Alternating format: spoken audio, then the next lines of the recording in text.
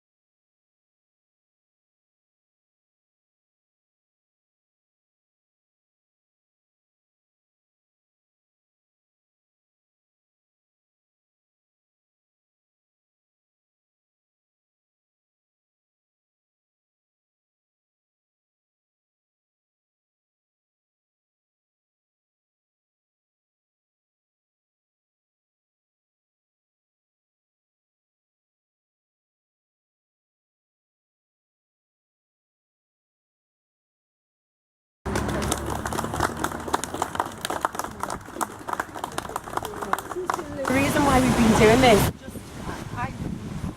I knew about the memorial years and years ago, and then I'd forgotten all about it. And I was reading a book about walks in Liverpool and read about the memorial, and it triggered me in memory again. And I thought, yeah, I forgot about the memorial. I'm going to go and have a look and see if it's still there. Came and you couldn't see it, I couldn't find it, and all the trees were all overgrown, and was searching for it. Eventually found it. Contacted the council and said there's a war memorial in Falkner Square. It's not visible to anybody. We need somebody to come and trim all the trees so we can come and pay our respects. So they did, and obviously once they'd removed all the trees and stuff, it was in a really bad state. So we contacted War Memorials Trust to find out if it was listed as a war memorial, and it wasn't at that time. So I said it needs to be listed officially as a war memorial, because it is, and done some fundraising and raised some funds to have the stone cleaned and the plaque cleaned, and that was back in 2007. And from then I've just been coming every year, laying a poppy wreath, paying me respects, and then obviously with social media putting things out, and over the years people have turned up, Louis and Joe, Teresa and others, Tracy is always here as well, April. We just come and we just pay our respects and lay a poppy wreath. So it's great to see so many people here today. I'm just like amazed. So thanks for coming, everyone. We've never sent anyone to clean it. Because Barbara cleaned it last year and she cleaned it this year. Trying to mount a campaign to get a replica memorial made down at the pier head. So not taking this away from the community, keeping this in the community because it's important, but actually getting a replica memorial down at the pier head with all the other Seamen's memorials. So it'd be great, you know, if we could do something like that, you know, and have that down at the pier head. Yeah, you've got my utmost support to get the duplicate done down on the dock, and I'll help you with the funding. Yeah.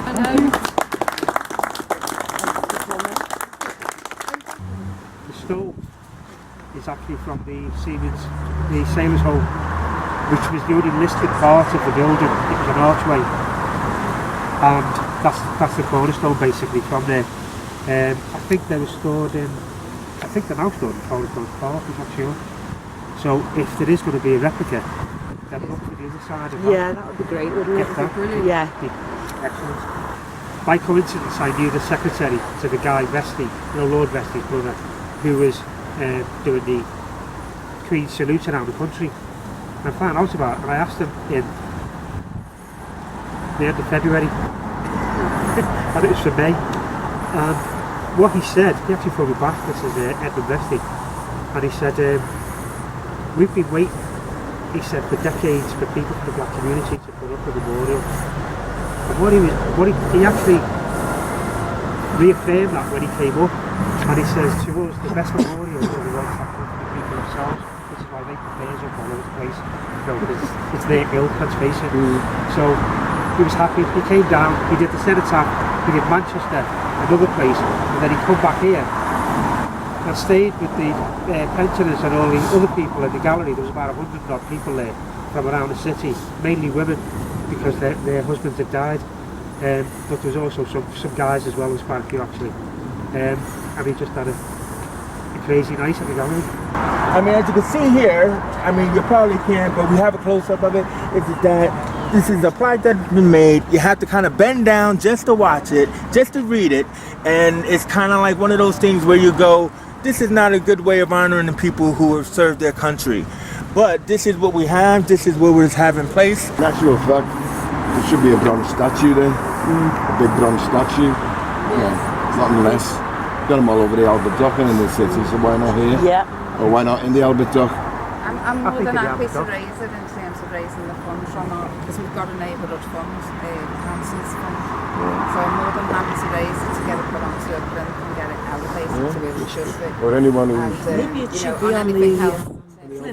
No, Yeah, Plinth, well, it is, on as the I say, Princess Avenue where William Oscarson was. yeah, I mean, it's traditionally, I really do think that, you know, we need to keep ownership of that as a community, with the support of the council, but ensuring that it's anything that's driven in terms of the memorial, in terms of what we do going forward, that it's community owned and we decide what, you know, what we want to do really. So that's important. The idea now is next year is the 75th anniversary. So what I'd like to suggest is that if people have got photographs of the grandparents or something from the war, it doesn't just have to be people who died. If they've got photographs of the grandparents, both of them, then let's get them done, laminated and stuck on there, and we'll have it up next year. Yeah, that's If great. people think that's okay. Today has been a really large service, as Donica Seaman said, that it's the most attended service, and help support in getting this stone moved and recognized down at the pier head, just like everyone else. And you know, it's been an honor to be asked to come here. Look for us on Colors, City of Liverpool online radio station, where we hope to interview the people who are in charge of making this event, as well as the poppy sign over there. You know, this is actually a really interesting idea that they want to do to honor the family and the legacies here in Liverpool. And so this is another project in the making. And so we're going to be talking to Joe Farhad and Donna Kassim about this project right in our very own studio at City of Liverpool online radio station. I'm Chase Johnson Lynch. Thanks for listening.